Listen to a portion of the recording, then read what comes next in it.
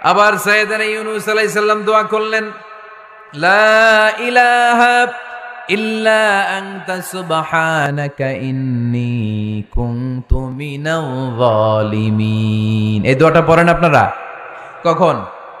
তুফান ছুটলে?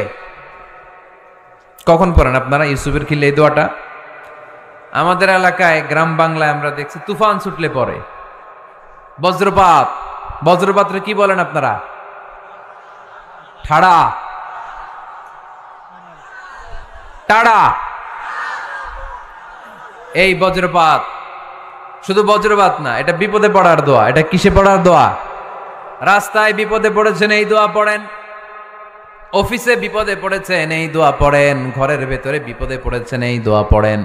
মাছের পেট থেকে এই দোয়া পড়ার কারণে সাইয়েদনা ইউনূস আলাইহিস সালামকে বিপদ থেকে রক্ষা করেছে কে?